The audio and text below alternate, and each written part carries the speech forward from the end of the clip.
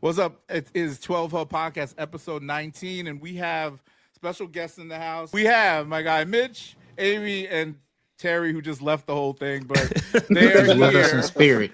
and they are very influential people in the new Dayton, Ohio space. Look at them as people that have carved a little niche for themselves within the community. And I like to call it cool people, right? And I wanted to have them on the podcast this week. Anyway, we're going to keep it moving with our regular content now. Yeah, and pull up the ratchetness. Oh, yeah, this is, okay, Yeah, I'm here for the fuck shit. This is so funny. Okay, Amy, this is not, I did not put, actually picked this because it was the first thing I saw last week on social media. And it's not because I didn't even know you were going to come on this podcast. Okay. Said, you slow walking this one. No, the NDA has been documented. Rip the Band-Aid off. What? The first topic is white women who fetishize black men. Oh my god. Oh man. It has nothing to do. No, these guys know because we have a list. This was not planned. This was the first topic I saw because I sent it to Sean. And it's funny because we laugh about this shit all the time. Again. White women that what? Fetishize. Yeah, it's just a social media clip I saw. And I thought this will be He's still doubling down. Look, he's like, hold on. What is it? Yeah, I'm gonna pull it up. What? No, it's just some girl. No, I'm gonna put it up on the screen here. We'll watch the clip. So, okay, just to give you some context on this, by the way. Just to give you some context, we talk about topics of the day, news events, and anything that interests us for the most part. I'm gonna take another drink of my wine. Shot time. Yeah, let's do it. Everybody take a little salute. This has nothing to do with anybody here or anything. This is just random. This has nothing to do with the only white woman that's on the podcast. Yeah, but she didn't. We don't have to talk about it, but it's funny because it was just a funny clip I saw, and then I was like, because it revolves about the Shannon Sharpe shit that happened recently, and again, it just popped up in my feed. So I don't even think it's this that. This is about to get really good. I can feel it. Yeah, I was like, rat shit. Let's get to the rat shit. It's about to be funny, and Mitch gets that, it'll be funny. But yeah, we'll jump into it. So yeah, we just make a little commentary. Look at Trez just waiting. The transition into the topic is so wild. Right? Let me tell you something. This is actually, it's funny because now that there's actually a white woman here that can actually respond back to these things. I think it's social media gold. Perfect. And let me know if you can hear this. I'm gonna.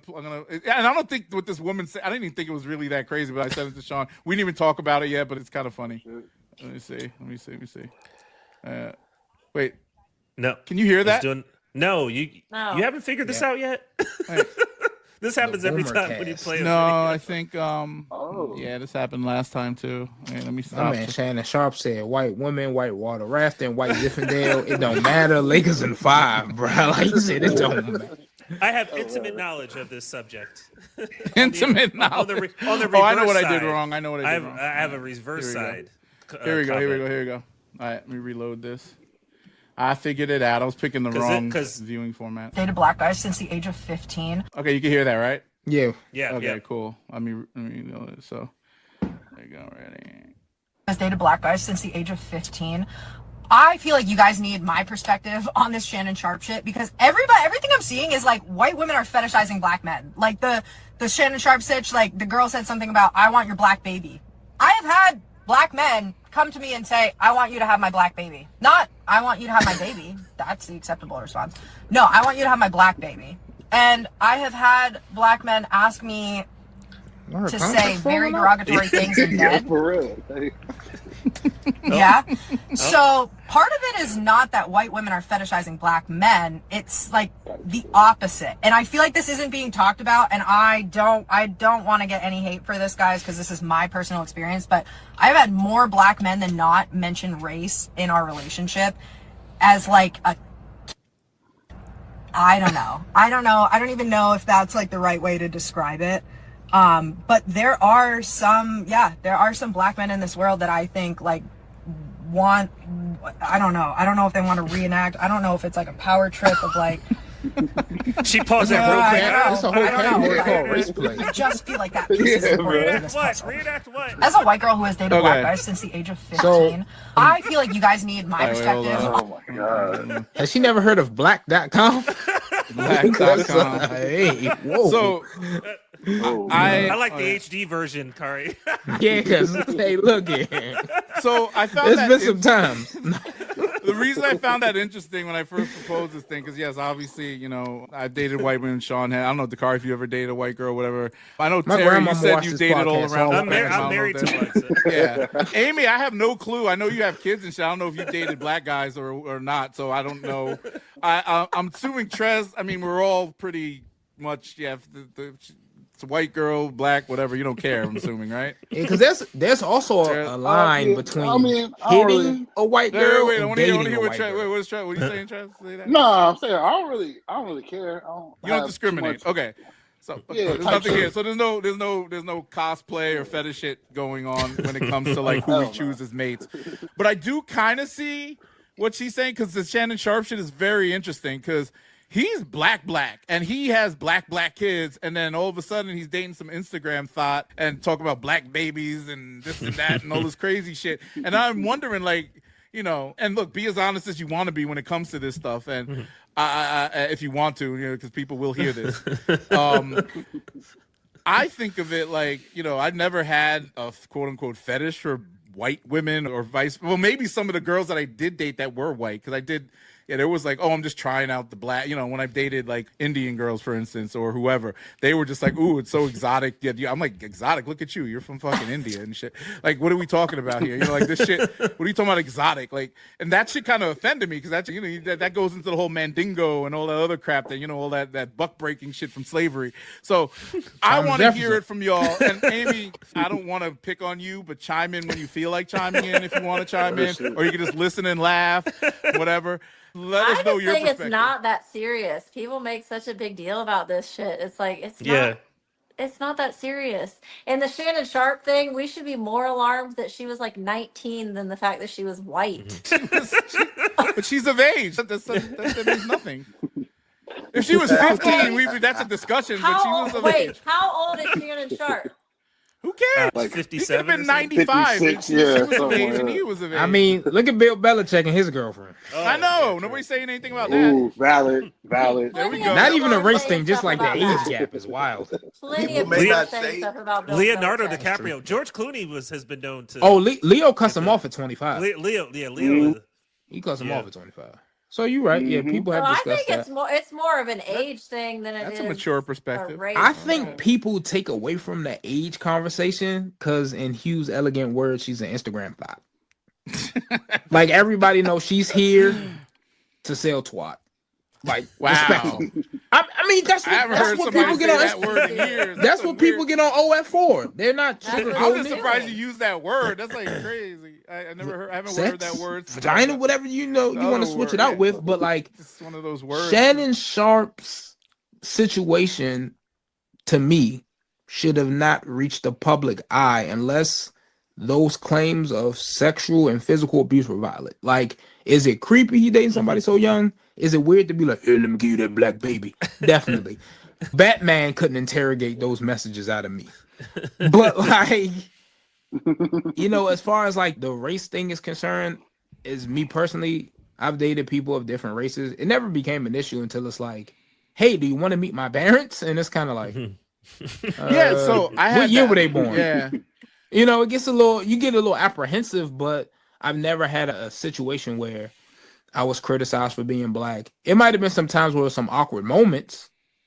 You know, they might say something that's like, hey, is this offensive? Or, you know, hey, I like rap music too. And I'm kind of like, I had a couple situations back in the day, but overall it's been fine as far as that whole situation with. Yeah, but see, and also too, I take in the fact that I'm younger than you guys. So like, some of the parents that I met, more accepting, right? Yeah, you know, it's a little bit more culturally, you know, accepted.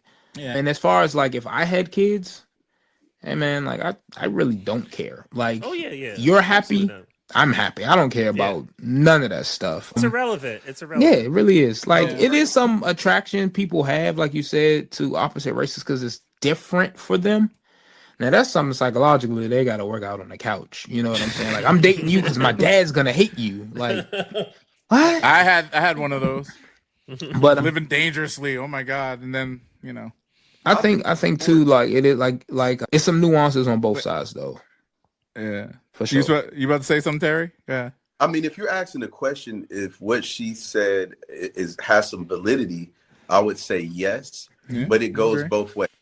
The difference is if you grew up in a world that was diverse, you're He's about to drop gems. Knowledge and shit. Really about that. Yeah, we still here, bro. I can hear you. He's like, you probably gonna say, "Yo, I've reenacted King Kong with 20 different white girls." That is coming to the podcast. They're shutting us down remotely. So you about to tell that story about the white girl who was with and wanted to do the King Kong fetish.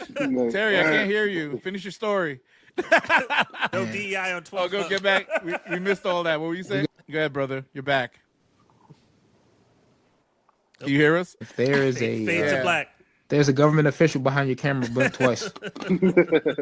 You're back, brother. Talk. I don't know if he can hear us. He looks like he can't hear us. The Dayton Police Department was all like, enough. Oh, is his thing? This is Get Out too. They got him.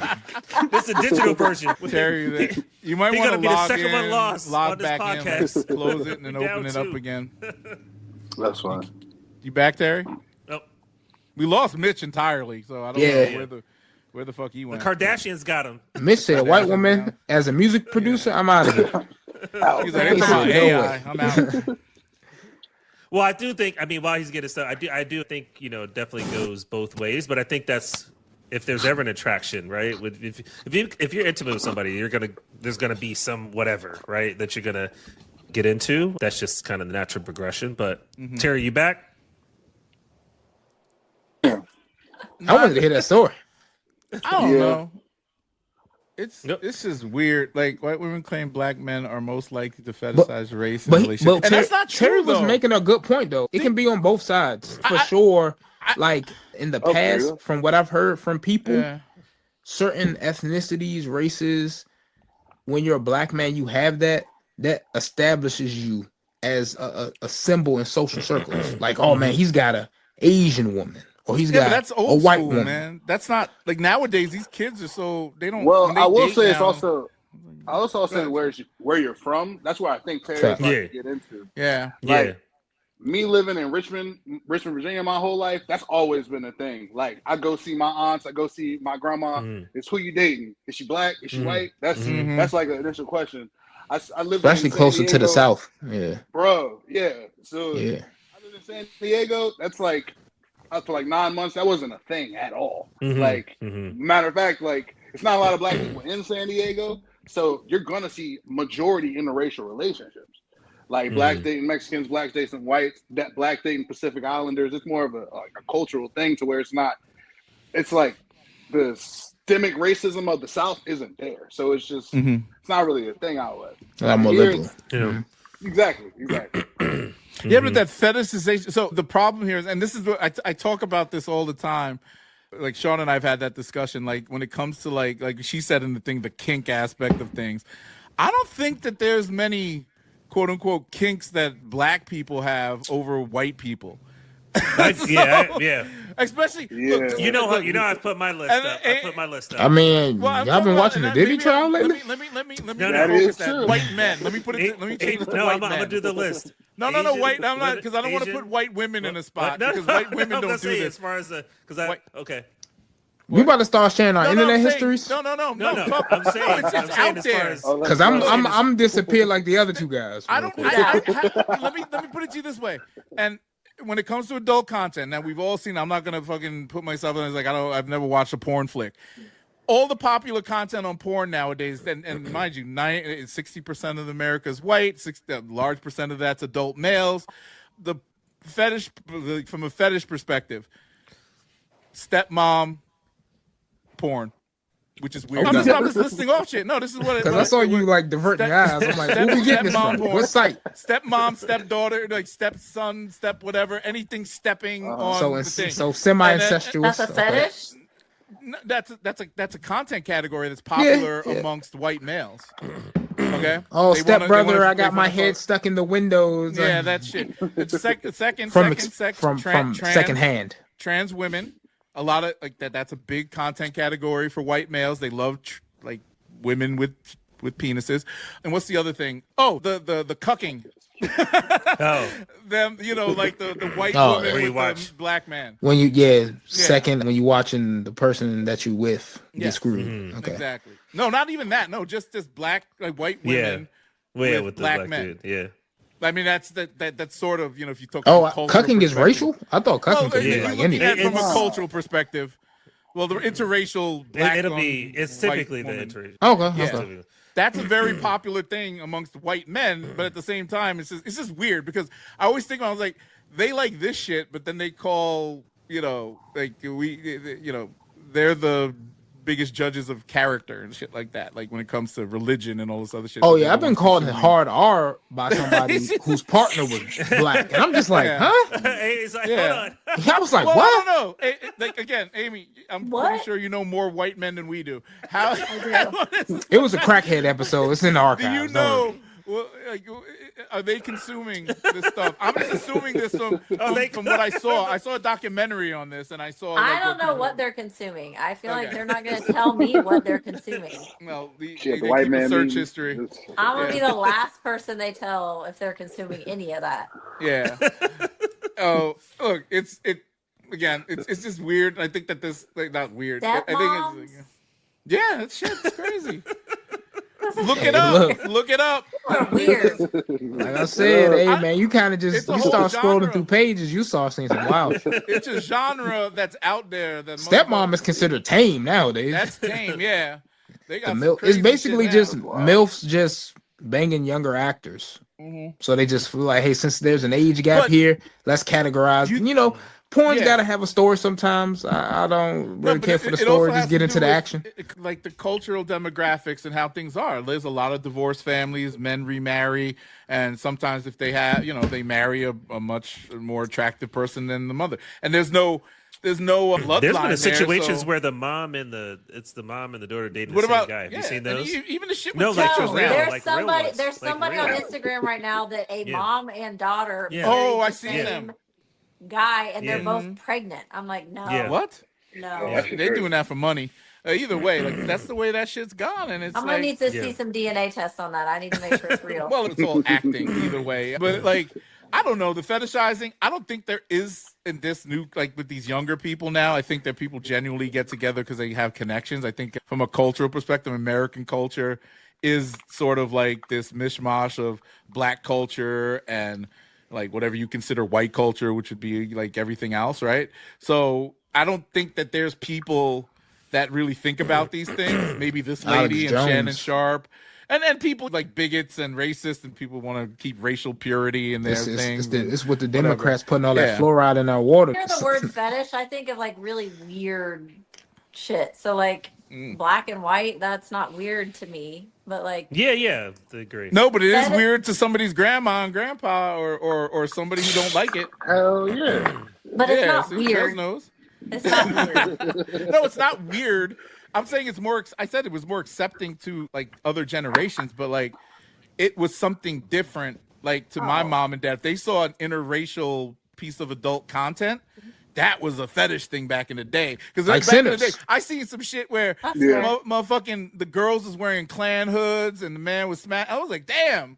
And it was all 1985 or some shit. Some shit like that, right? Yeah, 1985. What video store were you in, brother? I was in the back room and they had peep Did you leave expeditiously? I would have ran. No, that was the type of shit that they were making back then. And it was a kink. It was a fetish thing, right? And then people watched it. White guys, white women, black people, whatever. And then also the slave shit, motherfuckers with chains and shit on, which I thought was crazy. But look, that was what they were doing. That was the style of the time. Shit. It is what it is. Okay, this is making me feel uncomfortable now because I'm a young professional and I can't talk about it. So all of my people that know me that watch this, I'm sorry. Other news of the week that happened, talking about since we're going from trash to more trash, Elon Musk and Trump had their falling out. They're no longer butt buddies. Which is crazy because it happened during Pride Month. It happened during Pride Month. I heard that Elon got punched in the face by one of Trump's secretaries. I heard that they are behind the scenes about to out all their dirty laundry. So Trump is in the Epstein files and Elon Musk is on every drug on the planet. Do I give a fuck? That man is physically built like a Cybertruck. So like, he might be on something. His upper body is just a solid... Yo, he's got a weird up, man. I'm like, yo, and his arms are like sticks. It's like, I don't know. He built like a minion. Like just all torso and just like little arms and legs. Yeah. They say life inspires art and vice versa. So he looked at himself in the mirror, was all like, what if I put 4 wheels on my body? I'm at you know what it is, and my 2 cents on this again is it's a distraction from what they're doing.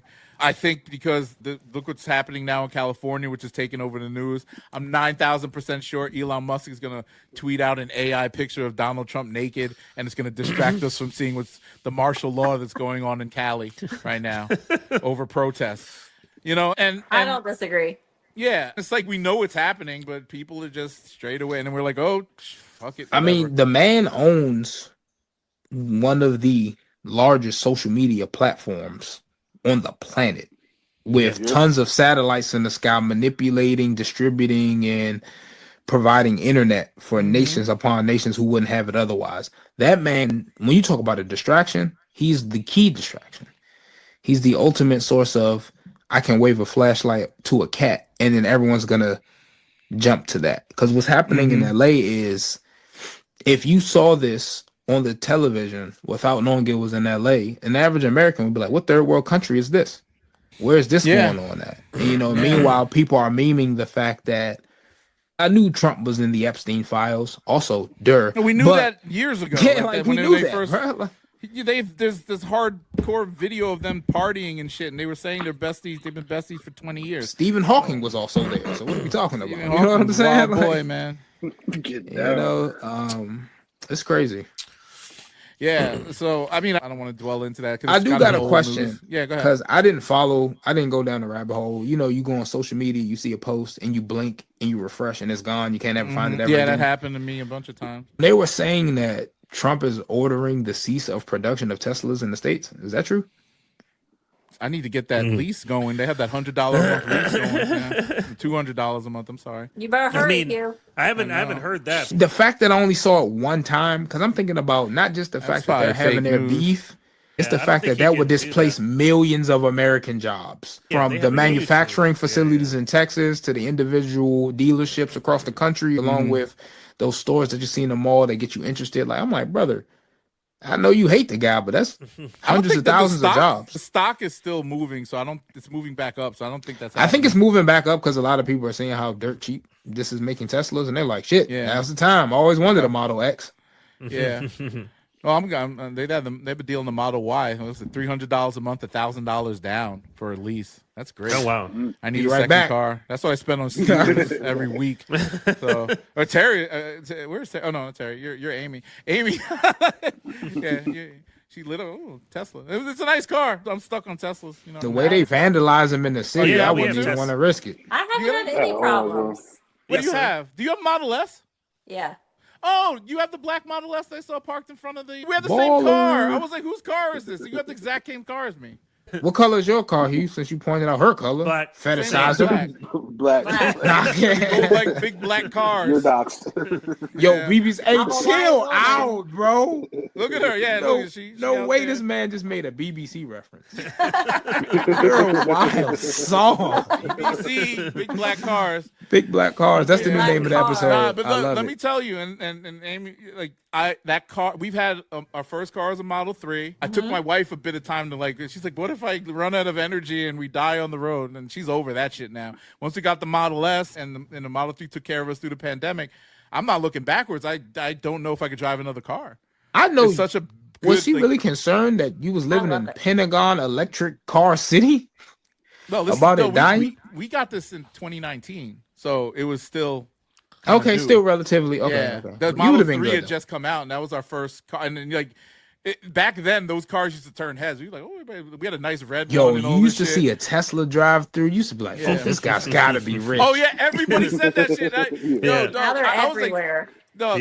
I rolled it, and I'm like, I bought this for like $39,000. Like, and that was like loaded up. Like we got like the special color, and the S, you can get a deal, buddy.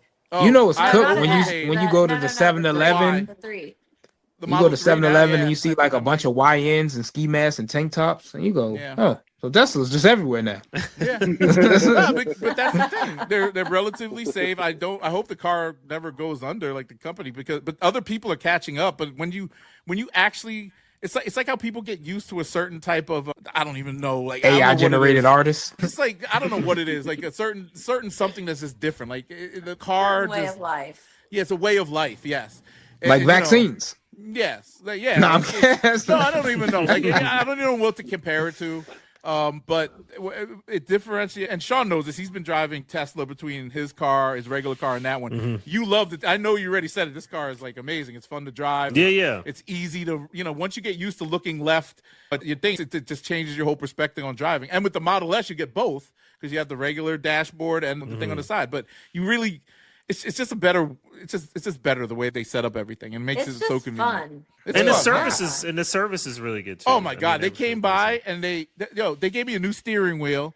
The guy did a tire rotation for me and he scratched something under the car and said, "Oh, my bad. I scratched this thing. You could call us up to get service, but today the tire rotation's on us." He came to my house to do the tire rotation, by the way. Yep. Yeah, so I'm like, it's $79, which wasn't too bad. It's better than going in the shop and waiting at the thing. Comes to the house, does all the shit, and then he didn't mess anything up. He just like, nah, it's on us, and we'll replace your steering wheel for free, and we'll come back and do that. Oh, I was just a humble man. See, when I got to fix my car, I'll just go to free. the gas station. Yeah, like I'm telling you, like the convenience, the technology's good. There's always software updates. You're always up to date. It's speedy, it's fast, it's whatever. So it's a nice car to have. But then just because I have nothing against Elon Musk, when he's an idiot. I always said that. I've said that recently.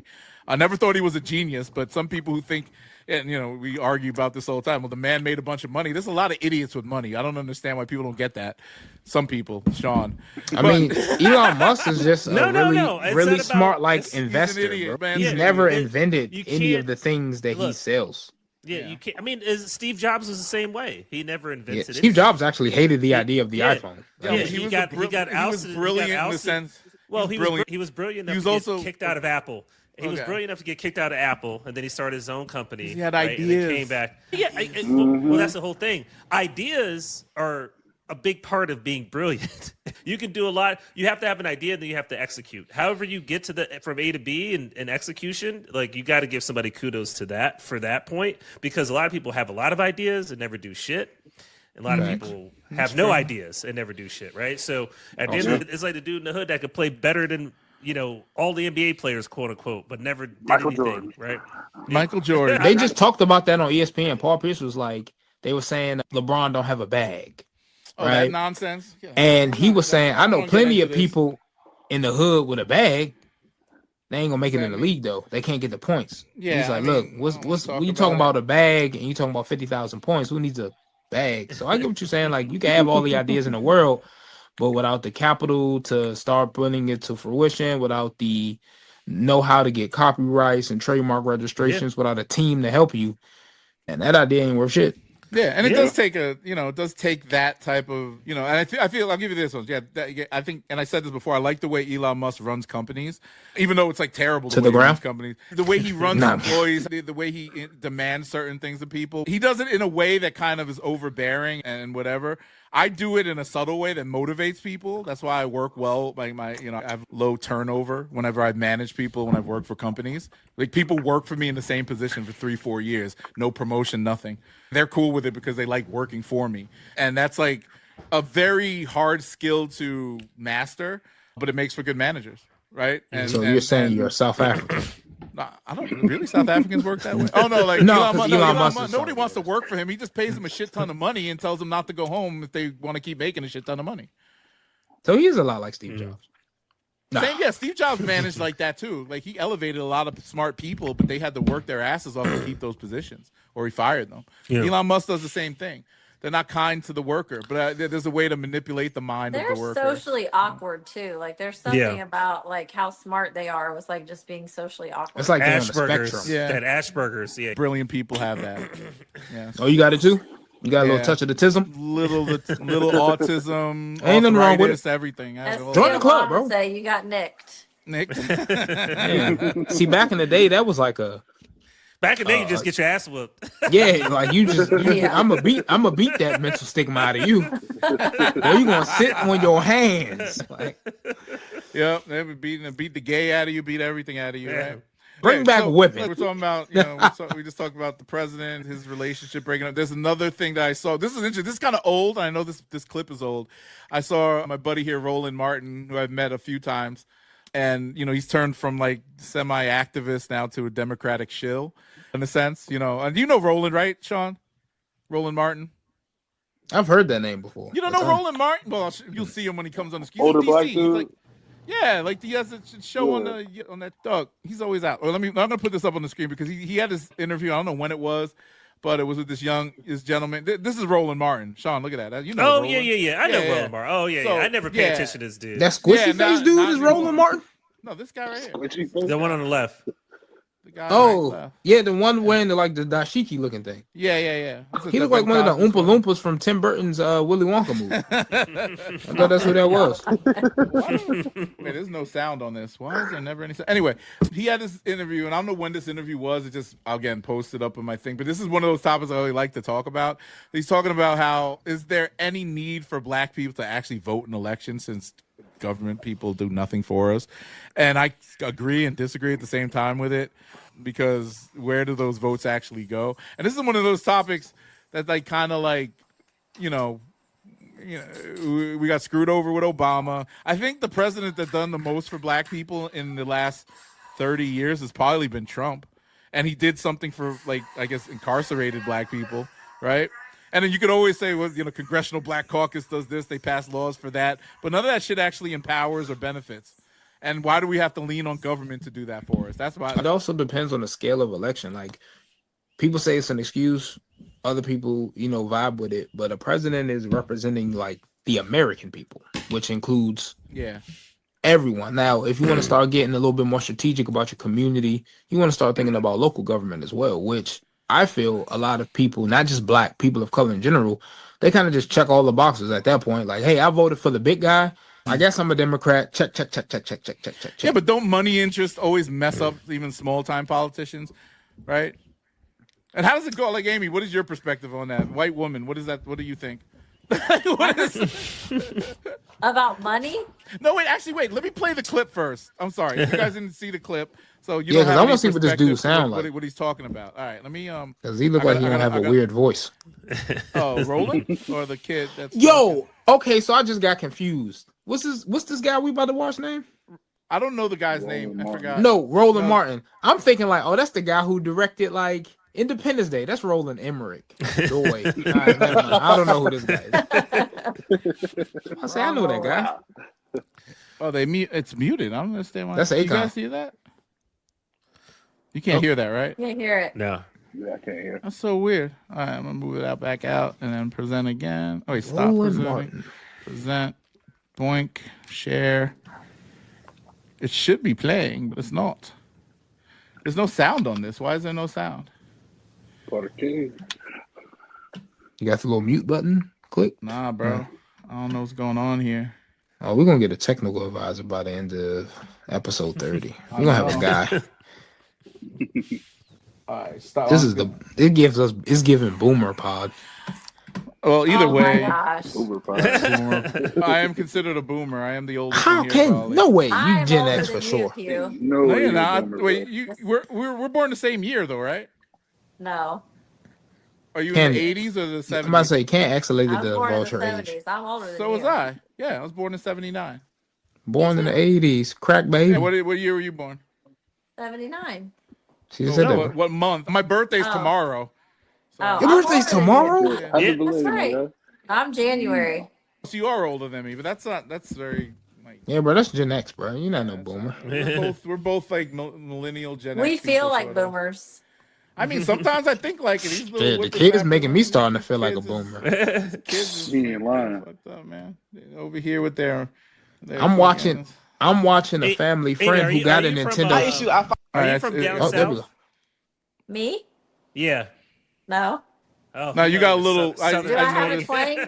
You do have a twang. A little bit. No, I don't. Is that a Dayton thing? Were you raised on a farm? I was.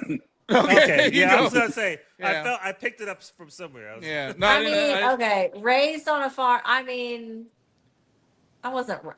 Okay. Yeah. Yes. Sort of. Yeah. Well, I lived in South Carolina for 4 years, so maybe. Oh, there you go. You probably picked up some of the lingo from down there. I picked it up. Because I noticed it comes out sometimes. Oh, I love Charleston. Charleston is a lot of fun. It is. I went there years ago. They shut down very early, but it's a fun town. What's early? Well, they shut down like two. The story goes, someone told me there was a big bar fight and some kid got like hit and killed, and then that was in college there, and then they started having last call at like 1:30. I thought you were about to say some sundown town shit.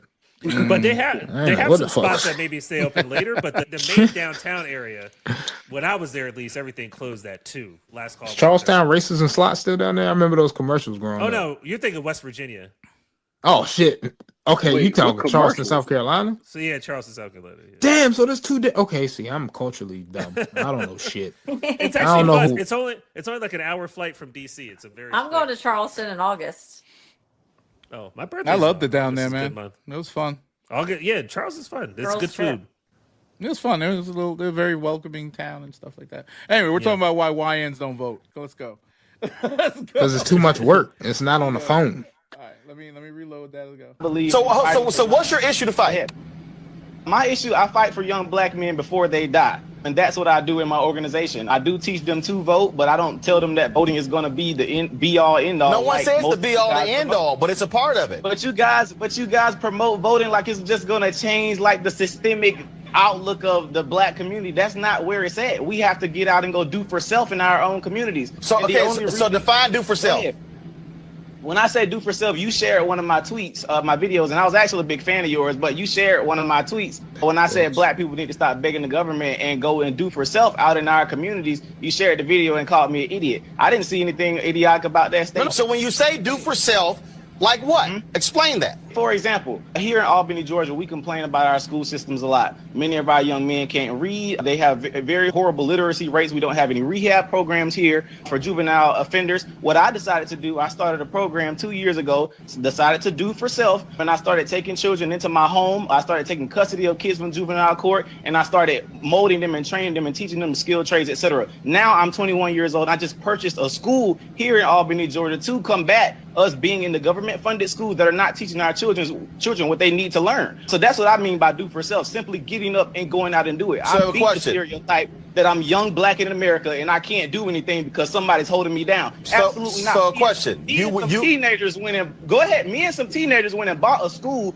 and we just bought a school bus simply from going out and doing work. We decided to go fix our own communities. I'm not expecting anything from no politician. I'm not expecting nothing from Donald Trump, Joe Biden, or nobody. We're gonna go do it for ourselves, and that's what I believe we need to be doing. I can vote, sure, but nothing's gonna change in our community. So voting is not my issue to fight. I believe. So what's your issue to fight? My issue, I fight for young black men before they die. And that's what I do in my organization. I do teach them to vote, but I don't tell them that voting is going to be the... Okay. And this is what I've been boasting about Roland Martin, because I know I've been following him for a while. He kind of like...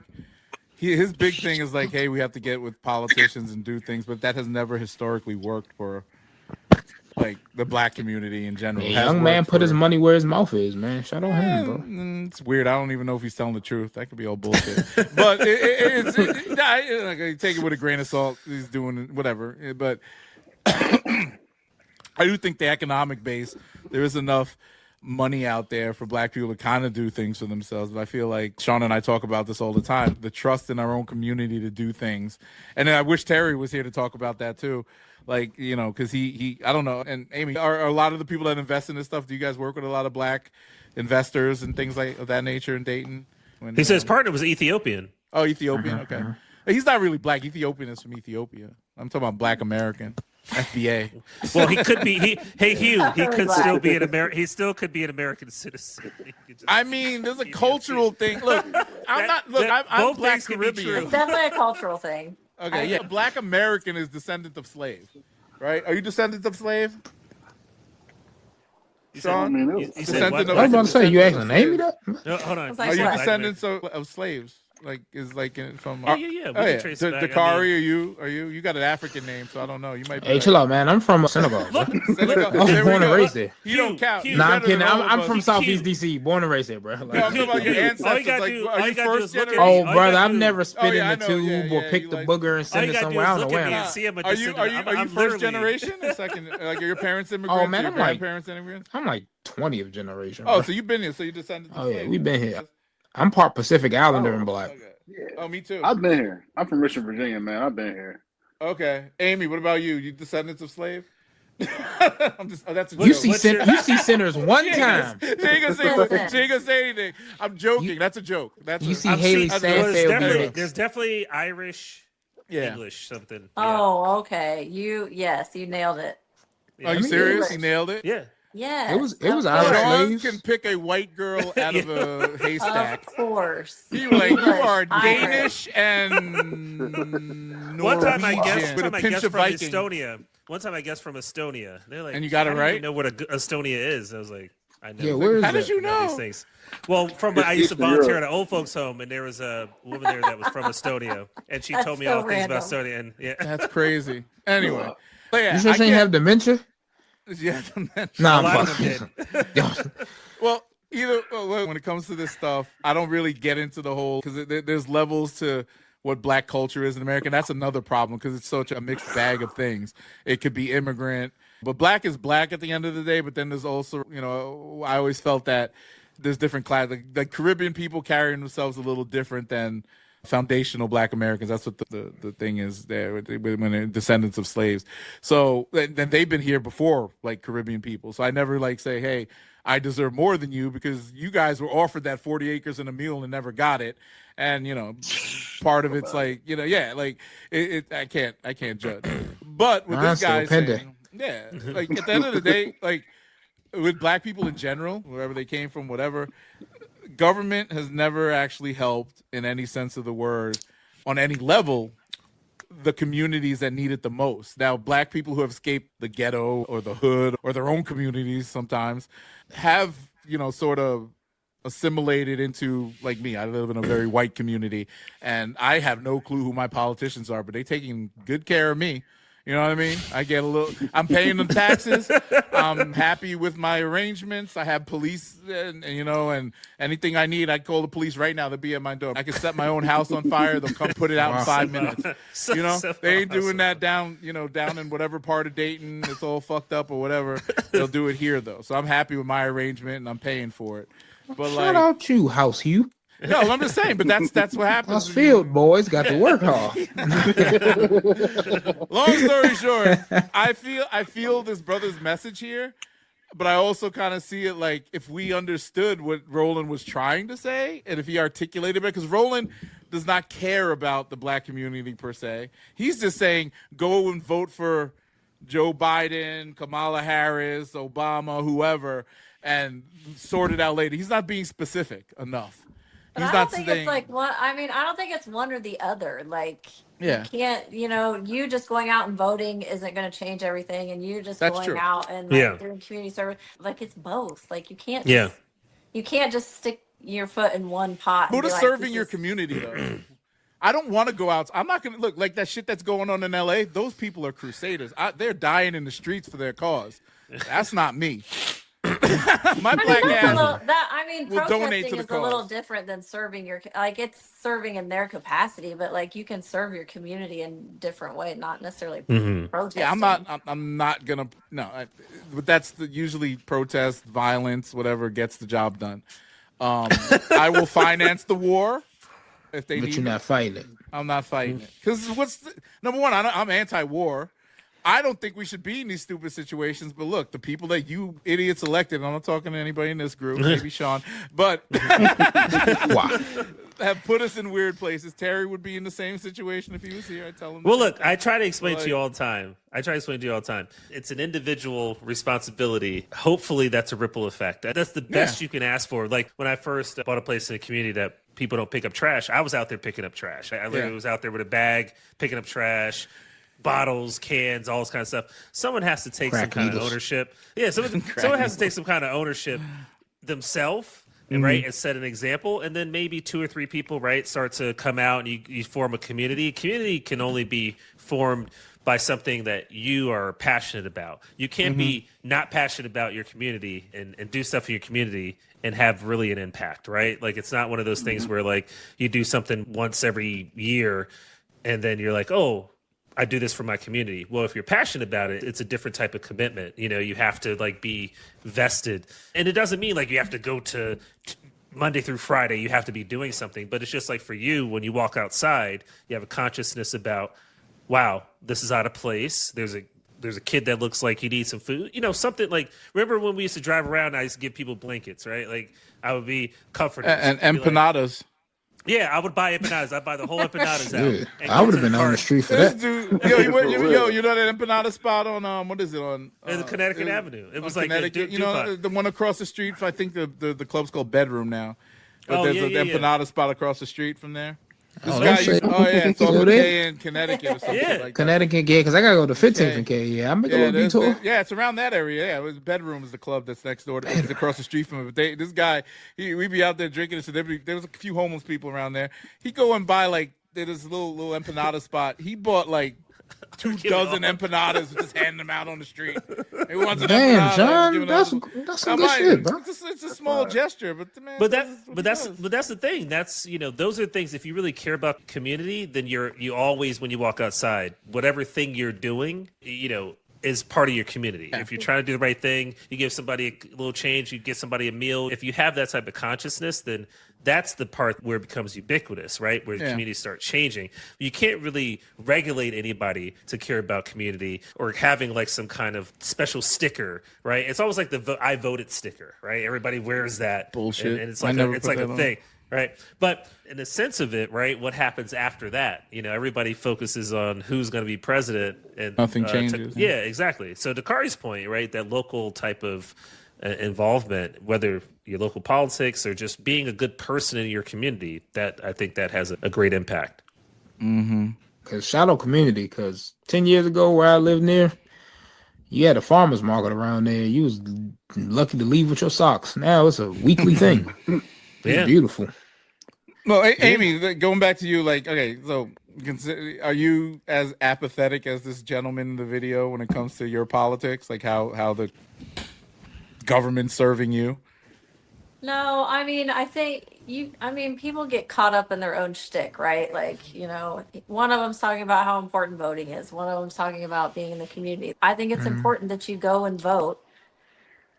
But I also think it's important to get involved. Like, that's what the unit is, which is the boot camp that Terry started. We formed a community, or he formed a community out of that. And as a result of that, we go into other communities and try and help facilitate things. So it's just like, sometimes I feel like government stuff is just like phony. Like, you know, people, this is just like, I agree. but it's like, are you actually doing it? Like, you got a lot of words, but like, what action is involved? And that's what helps people change, is like actually doing something, not just talking about it, but actually doing something. Yeah, that brother's doing something. And you're right, it is two-pronged, and that's why I still vote. I don't say I'm never going to stop voting, but I also feel like the options suck. And then do I waste like you say, everybody says you're throwing away your vote.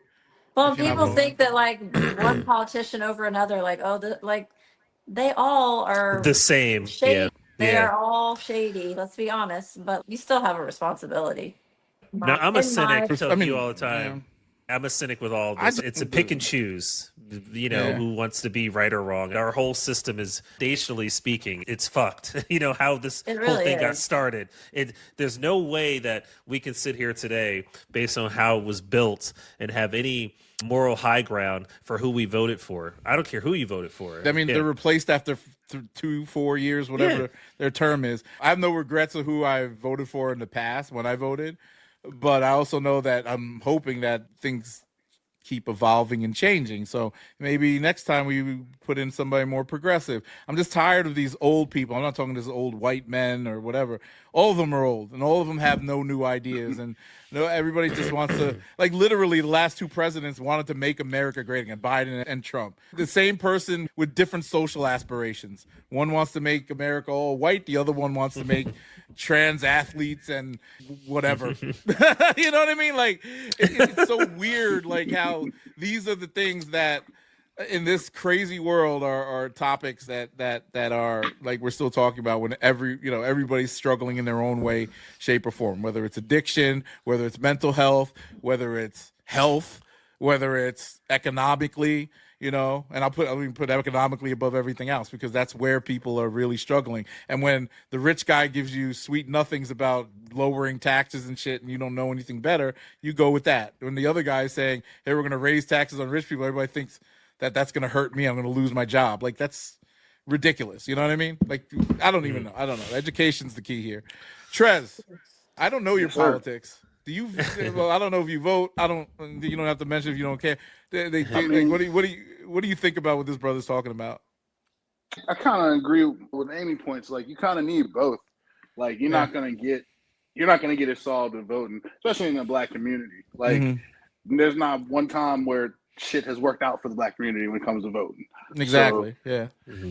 I mean, I think in more thing, you just need infrastructure. Kind of like what Sean was talking about earlier. Like, you need the education piece. You need to help the community. Like, yes, you need to vote, but understand what you're voting for, who you're voting for, why you're voting for them. So, yeah, I mean, I just think you need all of it. Me personally, I'm always going to go for the best candidate. I'm always for local voting. Presidential voting is just like a parade for both sides. So I'm not ever really too invested, and I also have the right to not vote too. So yeah, and that's something I've struggled with that, but I know I'm like, nah, I'm not going to be that guy who does, because if I don't vote, I'm not going to speak up. And I love to talk about politics when I can and give my perspective. Understandable.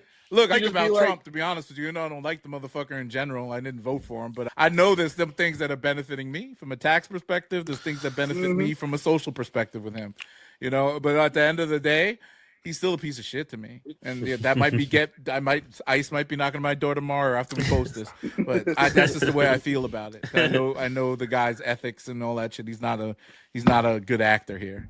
So, what were you about to say, Joe? Sorry. Oh no, I was just kind of agreeing with that point, and I kind of forgot my. All right, this will be a time. Wait, let's skip ahead. Let's have fun, because we've been talking for almost 2 hours, and I do want to close out on a high note. And Amy, you might be totally disconnected from this topic.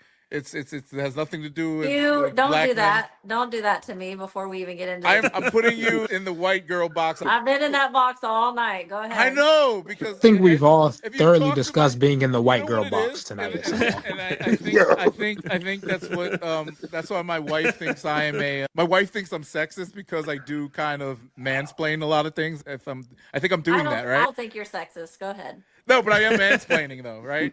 Or at least culture-splaining. Is that a word? Guilty as charged. No. Now I'm really interested in what this topic is. Lil Wayne's new album. Oh my God. Oh. See, I like the new album. I've heard nothing but bad things. What you like about it? No, hold on. Yeah, we gonna let Trez cook. Nah, I just need to know what Sean liked about it. All right. Oh yeah, I want to know what Sean liked about it. So he's definitely going outside. No, it's definitely going outside. Out of his mind. The joint with Jelly Roll, I feel like is going to probably hit some charts. That song's not even finished. Like, Trez, you record music. Does that song sound finished to you? Well, it ended so abruptly. The hook is there. The hook is there. He did remix some old songs. The Nori, like the band from NO, and he did the rock joint. Yeah. I mean, I gave it one spin. He's well, So it just came out. Like it just came out. Out of 5 stars, what are we giving it? No. We're not gonna do the stars. Out of 19 tracks, how many tracks do you actually like? Like 5 joints. 5 out of 19. 5 out of 19. That's what it is today. That's what it's today. No, I think he likes the album. Why I are we think the album's releasing trash. 19 tracks? Like, why is that a thing now? Like, no, that's not a thing. Most albums now are 2.5-minute songs and no more than 10 songs. Give you that. Like, I mean, Drake's gonna give you that. Drake's gonna give you 18. Oh yeah, but they he puts time and effort in, right? Oh, some, the like- Wyclef joint. I mean, yeah, probably like 4 or 5 joints. 4 or 5 joints. Man. The Wyclef joint. I didn't even. I'll be honest with you. I listened to That's it not once, a good ratio. and I listened to it No, once, and it's- I've only picked out 3 songs that I actually would add to a playlist, and I didn't 3 even songs? add them yet. What 3 songs?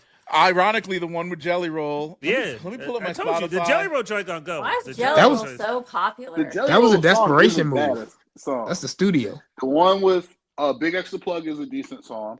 That That's one's the cool. guy right now. It's like only 2 Yeah, I song's like that cool. song. But again, that didn't sound like it fit to me, you know? But that's just me personally. Most of it didn't. It's the Carter 6. None of this sound like it belonged on the Carter 6. To me. Are you comparing? So that's the thing. Are you comparing it to the other Carters? Carter Like, 2. Carter 2 is one of my I favorite understand, joints. like, bro, it's 2, not, yeah, like, 2 is my favorite. it's not 2 is Wayne 3. from 10 to 12 years ago, but at the same time, No, it still is Lil Wayne. So he has the skill of rapping. I think it's the production. The production is Oh, it's god terrible. Yeah. Like, excuse me, whoever's mixing with him, whoever's sitting down with him and crafting these records, like, I feel like they don't even care about Lil Wayne for real. You're not trying to make him sound good at all. Like that Elephant beat, the Peanuts to Elephant song, Yeah, I heard garbage. about that one. Like, and it's really the beats, because I've seen a lot of producers go on Twitter or go on Instagram and take his acapella and put it on other. Oh yeah, because I feel like he was spit. spitting. Yeah, that's what I said. I felt like he was spitting. So I was. Yeah. He wasn't. When people were criticizing, I felt like they was criticizing his lyrics, but I felt like he was spitting on. When you reach a certain point, you can't even criticize people's. I mean, you can obviously. Like, you got people like Kanye. Yeah. When you like Wayne has reached past superstardom like 15, 16 years ago. So like I'm not stressing about what subject matter is Lil Wayne. He should have had a better setup. Or just better production. Like I mean, he's or Lil Wayne. Subject matter. Like he's not talking like he's. How many times you going to Wayne for real subject matter? No, he has. Hustler's theme. Oh, there's songs on like Carter 2 that are very interesting. I like that joint. Yeah, but that's like Carter 2. He can get. Yeah, but he was what 20-something years old. I like that one joint. You think he lived a little since then? Is he still out of touch? Yeah, he's lived from the perspective of a multi-million-dollar recording artist. But he's So- that out of touch. Look, Jay-Z's been there, so he still can make a good album. But look at Jay-Z's production of music. Like let's look at 444 for example. Jay-Z is talking about his nationwide cheating scandal. He's talking about marriage to one of the biggest pop artists of all time. He's talking about finally becoming a father. He's talking about a lot. Like he had something to talk about. Let it all work out on 5, but like that was he has records, but it's like it's almost been the same thing since he was 12 years old. Like, bro, he just go to the studio and just rap. It's like, bro, whatever come to mind, come out. That's the record. I'm not about to sit here and craft. Yo, these the hooks to it.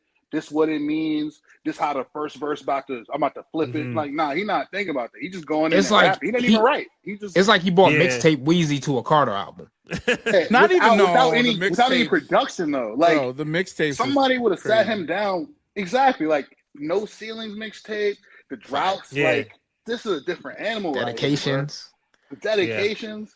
It's just I just think it's running its course as far as just his place the rhyme patterns and stuff. Yeah, I don't think he put effort into this at all, like creating the songs, you know. And if he's not gonna change up the lyrics, then it's like, bro, you're gonna have to change up the beats. But then it's like you got the most trash production I've seen like in a couple of years. So I don't know. Like it's not a good effort, in my opinion. Damn, I'm gonna give it a deep dive. Listen to them. I ain't heard it from him really. Oh, you haven't heard it? Every person, I mean, from YouTube personalities, TikTokers, Instagram stories, minus Sean in the text thread, no one has said anything good about this album. Like one of my homies posted very shortly after it dropped on Apple Music. So he must have finished the last track and posted. He was like 2 out of 10. He was like, what the fuck is this? I'll give him for just the sheer fact that he's actually rapping. I'll give him that a 5. But out of 19? Is he doing a favor for somebody? Like, you know, like himself. trying to help him come up? His wallet. No, he's been working on this album for 5 years, I think, right? Oh this is 5 years worth of work. Hasn't been that long? Wow. And no, I honestly think that Wayne. 5 months of work. One thing I know about Lil Wayne and the work, because when I used to work with Drake and them, and I talked to this guy on the phone, he's like, "Yo, Wayne lives in the studio. He will record songs like after song after song, throw the beat on, smoking weed, go, and a lot of them are unfinished, and it's just this process. And then when they go back in post-production and look at it, they'll add Drake, they'll add whoever, Nicki Minaj, whoever, and then they'll add in like the hooks and all this other crap, and he'll go and do his, ad libs and all that shit. But the raps and stuff are pretty much off the top of the head. Look, it's amazing that he comes up with these amazing, word salads, but after a while, people want to hear a little more structure.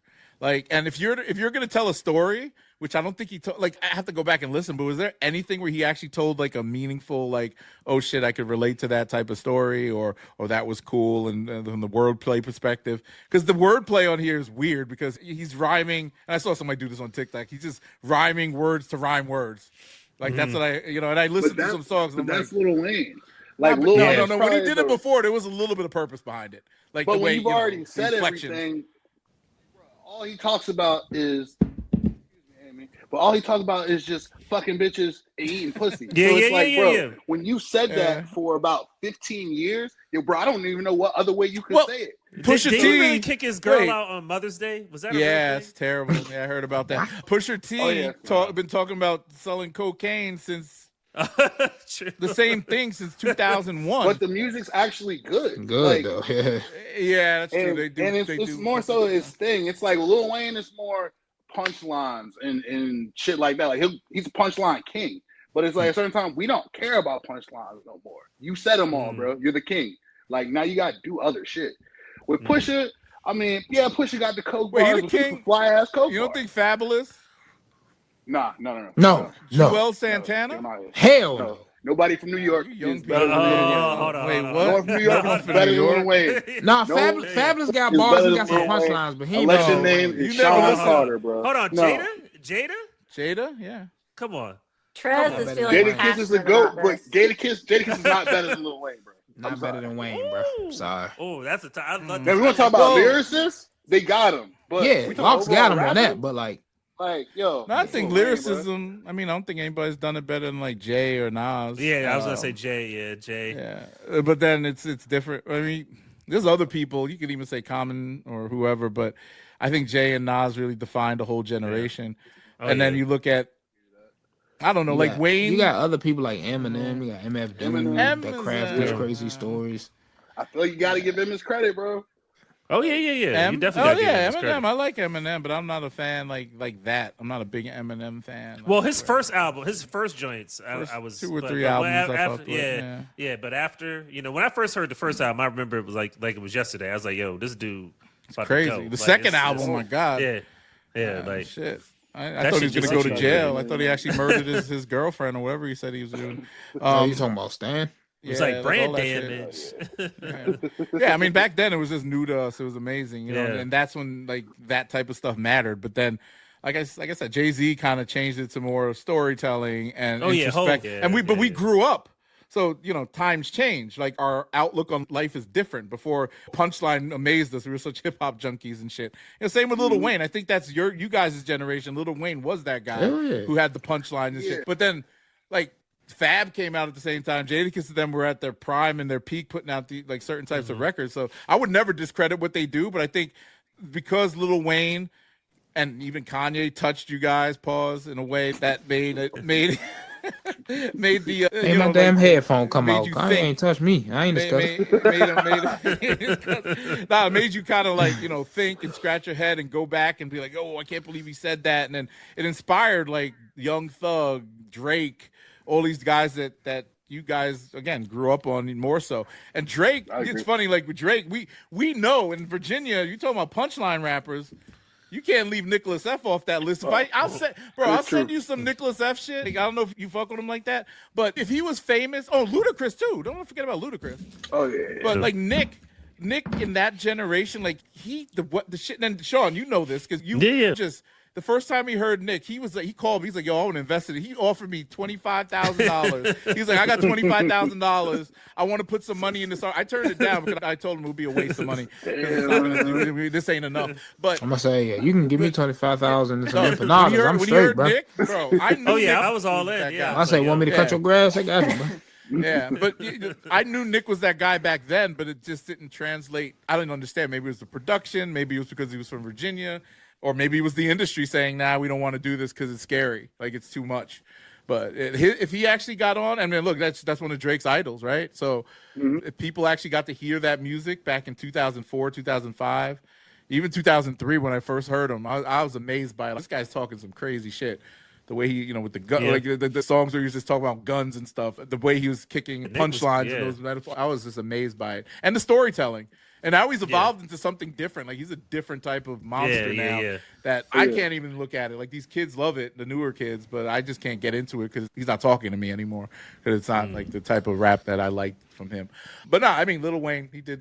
I think the album is the album, and I hope he comes back with something better in the next 2 weeks or so. And then saves it.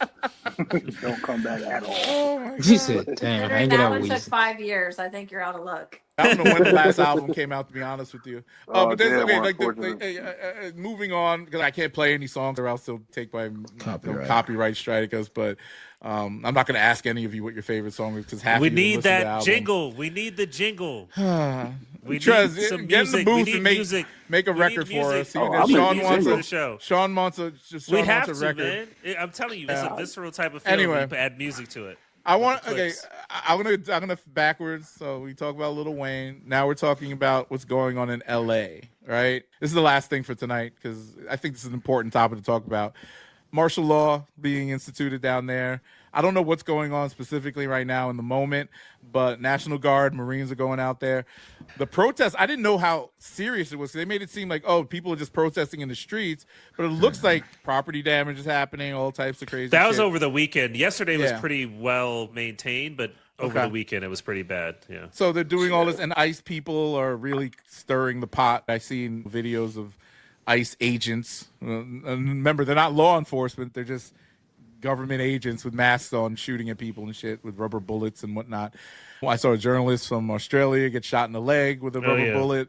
Civilians obviously getting tear gassed just for standing there. Same shit that they did in Minneapolis and all that other crap during the other thing. No different, but I think now they're, with everybody so scared about fascism and all this other crap, like, what do you guys think are we at the doorstep of fascism if this gets out of hand and they take over LA, the government? No. Is that, I don't know about fascism. Yeah. I don't know either. But look, everybody's scared of that with Trump, but then I look at him and I'm like, this old man, like, he don't know what's going on. All he's trying to do is collect some Bitcoin and then retire.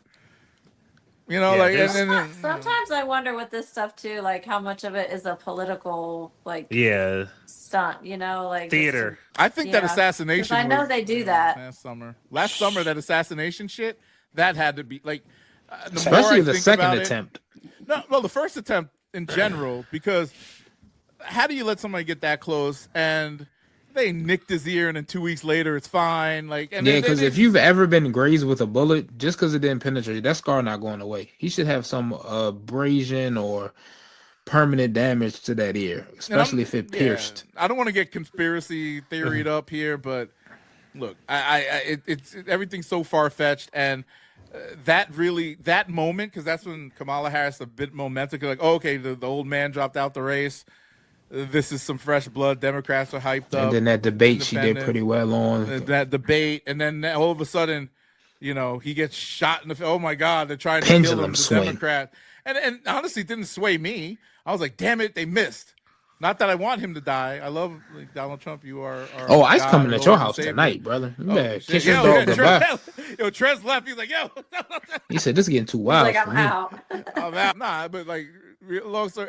Chicago's going crazy now too. Like Chicago is popping crazier. Right now. But look, it's happening. Like these with things, the protesters, NYC. Chicago, social. DC got a little protest group coming up. And you know what? I really feel weird about my stance on this deportation stuff because I think it's a time we should be doing some of this more hardcore, but the way that they're doing it is so badly planned out, and they're doing it to political opposition, which makes it even worse. It's not, like people who are here legally just to clear out political opposition, to clear out whatever. Like, these put Trez back in. Sorry. There we go. There we go. These people you know, like I don't feel bad for the illegal person that is here illegally and got deported and is wearing a MAGA hat. That's funny to me. I just think it's funny because you were stupid enough to drink that Kool-Aid and they said they're going to do this and they're doing it now, right? So, you know, luckily I have my papers. I carry them with me everywhere. My passport. Your papers. I got my real ID, my passport. I have my everything. I am not playing games. They think I'm Hispanic all the time. Somebody just when we was at the Indian restaurant, they thought I was Puerto Rican. Terry said he thought I was Puerto Rican. I'm like, damn, what am I? I'm half black and Asian. I am Filipino and Tiger Woods and Caribbean. Tiger who? Tiger Woods. Yeah. I'm that, but you know, I married a black woman, as you know, who I thought was mixed, so she fooled me. Damn. Yeah, I thought she was mixed. She got green eyes and stuff. You see my wife? She got green eyes and stuff. You would have thought she was a half breed too, Sean. If you didn't know her. Half breed is crazy shit. Where's your? Jesus. I can't say the other words racist if I said the mixed is racist. No, the other one, the other M word. Mulatto. Racist. I was leaving it at mixed. Well, actually, the interesting thing with mulatto, it's still white and black, but it was Italian. Yeah. Specifically mixed with black back in the day. So I thought it was a drink from Starbucks. It was a very specific thing. It wasn't necessarily just white and black because it wasn't like Irish and black. You were considered mulatto. It was Italian and black. So a little history lesson for you there. Outside of the fact that Jordan got his 23 retired in Miami, which you had not known as well as a LeBron fan, which, again, I have to just... Who's that was the LeBron good. fan? I am. This guy, yeah. He doesn't know. He's never seen MJ play. Sorry. I have seen MJ play. No, he hasn't. Oh, so he's old enough. He definitely saw MJ play. Yeah. I've been courtside at the pool with MJ. Okay. The MJ parties? Okay, Hugh, we don't have to brag now. I just have to put Sean in his place sometimes. Just let him know. I was there at the Garden. Watching MJ. Take down the Knicks. Didn't impress me. When I saw LeBron play, I saw him play in D.C. right before we moved, and that was amazing. Yeah. Courtside again. Yeah. By the pool. Okay. Courtside by the pool. What amazed you more about the game with LeBron versus the game with Jordan? What amazed Oh God, here we Did go. you see LeBron's feet? No, okay. He doesn't. Amy, he doesn't know. Are you a basketball fan? Yes, bit. in MJ. Okay. In MJ. So obviously, who is? I'm not gonna say GOAT. Like, who's your favorite basketball player of all time? MJ. She's from Ohio. Let Definitely the Michael young Jordan. lady answer. Yeah, Okay, come on. definitely Michael Michael Jordan. I personally do not take you seriously as a basketball. Okay, so he doesn't. You know, she's not. She's not a basketball. She's a casual. She's like you. No, you know, you're a casual. I am not a casual. That's who we grew up with. What do you mean? Yeah, you grew up with him, man. Who cares? Here he come. He about to say it. Nostalgia. Nostalgia. Yo, look. Nostalgia's a hell of a drug. There's a bunch of toys. I like that background, by the way, Kari. I Here we appreciate go. that background. Look at the MJ. Oh yeah, that was a friend of mine's a woodcutter. Yeah, facts. He's a MJ woodcutter. to go. Then you got Muhammad Ali. Nah, Oh yeah. Yeah, awesome. you got some Satchel Paige back here. You know. We cannot get started on this topic, or we. To be No, fair, I I don't do wanna- have a Never gonna LeBron James standee as well. So I need I'm to a get one full of era. those. Look, Hugh, I will say this. here we go. All honesty, I'm being. This is gonna be a backhanded comment. Well, No, I mean, this is not compliment No, to not LeBron. You're gonna backhanded. say No, something this is a angry? true. No, this is a true fact. The true fact from me to you, right? Yes. LeBron does have the best Barbie out I've ever seen. I agree with you. I mean, yeah. I mean, I just wanted to tell you that man to man that he has the best Barbie that I've ever seen for a basketball player ever. And I appreciate he put himself out there. Pay your Barbie. fair share. Hold on. Show the LeBron Barbie. We got to see. Do you have the Bernie. LeBron Barbie? Yeah. I'll go Where's the get it. LeBron Barbie? I'll get yeah. it. I'll get it. he got two. I got two. Yeah. He's like, hold on, let me go get it. So that's when they say he can play both sides. He can play Barbie and Ken. It's still in the box. LeBron might be out there protesting in LA with the people, man. He I might have be not- outside. I'm not taking it out of the box, as you can see. Oh, yeah. LeBarbie. So It's still and there, yeah, handsome guy there. He's got his little headphones and shades. He got little shades, headphones. He wearing some Nike I'm Dunks. gonna make a suggestion. I have a suggestion. Are you ready? Let's hear it. I think that the jingle that Sean keeps talking about needs to have his laugh in it somewhere. Sean's laugh? Yes. That could be the fade off. Yes. After the song play, you hear Sean's laugh. His laugh needs to be involved in it. This is the 12 Hub Show. And then it fades. Let's do it. Let's do it. I'm with it. Hey, Hugh, no. I'll trade my laugh for your opinion on basketball. Oh, do you get it every time you make an opinion? Like I said, I'm not gonna look after that whole Boobie Gibson discussion and the nonsense that was coming out of your mouth. It doesn't even make sense to talk about this anymore. Wow. Because if you're not gonna come with anything logical or factual about like this discussion, it doesn't make any sense to talk about it anymore. You went to the dark web to find like something to counter the facts that LeBron is the GOAT. I've made factual arguments that you want to debunk, and that's just what it is. That's fine. It's facts. I say facts. LeBron is in my top 5. It's fine. It's not good enough for you. Look, I'm not saying it's not good. It's not good enough for you. It's all subjective. Jordan and Amy, you're entitled to an opinion as well. I don't think it's preference. Yeah, it's preference. Just like like this. Two the three-peats. Shit. All preference, right? 2 3-peats. He left the game, won 3 in a row.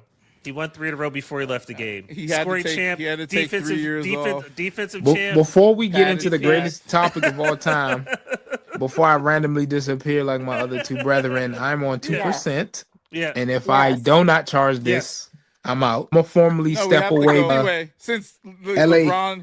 LeBron Jordan is way more important than fascism taking over in America. But thank you all for coming. Amy, thanks for sticking through this whole thing and listening. Yeah, thank you. We made it. Thank you the for Final letting Four. me be the token white girl in the podcast tonight. We need it. It was getting too colorful. No, I'm kidding. Too colorful. No, I appreciate you guys. Wish Terry could have stuck around. Definitely, I really wanted, definitely the insight. He was about to spit something about that fetish shit. He was about to say something. Definitely. But his internet went out, so it saved him. Anyway, yes, next week. Come check us out next week. This thing will be up. I'm gonna try to get it done before I leave tomorrow. I think I have Free Karen Reed. Free Karen Reed. Everybody check out that trial. Ladies and will do. All right, Lee. I'll see you next week. Bye. Peace.